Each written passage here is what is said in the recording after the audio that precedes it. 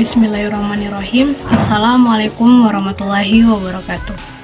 Mengenai permasalahan tentang kesehatan lingkungan, perlu kita ketahui, permasalahan di lingkungan sekitar bisa membantu keadaan menjadi lebih baik. Hingga saat ini, isu permasalahan lingkungan sekitar memang selalu digencarkan. Sadar atau tidaknya, permasalahan di lingkungan selalu berdampak pada makhluk hidup, terutama manusia. Terutama kerusakan lingkungan menjadi kerugian bagi umat manusia tanpa terkecuali. Lingkungan merupakan segala hal yang tidak bernyawa yang mengelilingi kehidupan manusia, seperti tanah, air, udara, kelembapan, serta bunyi. Semua hal itu secara langsung maupun tidak langsung memengaruhi kehidupan manusia seiring dengan perkembangan zaman. Kerusakan lingkungan semakin tak terelakkan, sebagaimana dampak kerusakan lingkungan sangat merugikan manusia, mulai dari segi ekonomi, sosial, maupun korban jiwa. Penyebab permasalahan di lingkungan sekitar tidak lain ialah faktor alam, namun tak sepenuhnya manusia selalu turut andil dalam menyebabkan kerusakan lingkungan sekitar. Mengetahui permasalahan di lingkungan sekitar memang penting. Tujuannya agar waspada dan hati-hati menjaga alam. Permasalahan di lingkungan sekitar yang sudah diketahui ini wajib dijalankan. Solusinya demi keberlangsungan hidup manusia dan hewan serta tumbuhan di dalamnya. Permasalahan di lingkungan sekitar yang saya ketahui itu ada dua. Yang pertama, limbah sampah. Limbah sampah plastik, kita tidak bisa pungkiri saat ini telah banyak permasalahan di lingkungan sekitar yang disebabkan oleh sampah plastik. Semakin tinggi tingkat pertumbuhan penduduk membuat tingkat konsumsi meningkat dan akhirnya membuat jumlah sampah semakin banyak. Permasalahan hukum di Indonesia meningkat.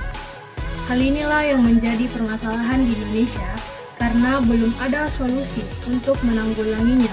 Hal ini tentu membuat lingkungan menjadi kotor dan tentu saja merugikan lingkungan.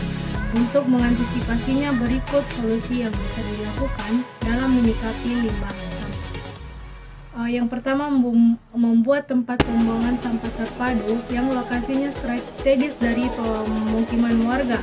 Yang kedua itu penerapan 4R, yaitu replace, reduce, reuse, serta recycle. Yang ketiga, membuat tempat sampah terpisah antara organik dan anorganik. Yang kedua itu penggundulan hutan. Permasalahan di lingkungan sekitar yang tidak kalah pentingnya adalah deforestasi.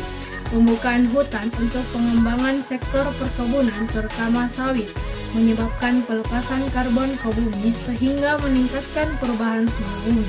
Hutan yang sesungguhnya berperan menyerap racun karbon dioksida, hasil pencemaran kemudian mengubahnya menjadi oksigen, membantu menciptakan hujan, menjadi habitat berbagai jenis satwa yang penting untuk mendukung bagi kehidupan manusia.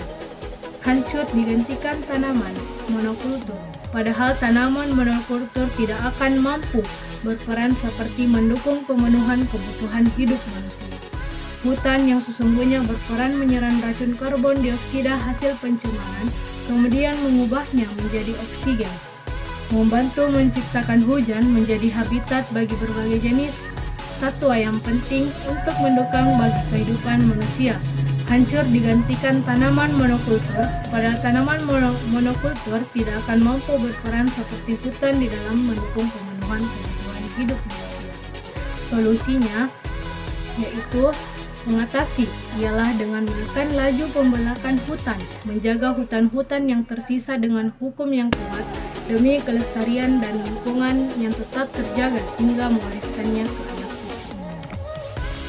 Seperti kita ketahui juga, yang kedua ada permasalahan di lingkungan sekitar yang jarang disadari oleh makhluk hidup.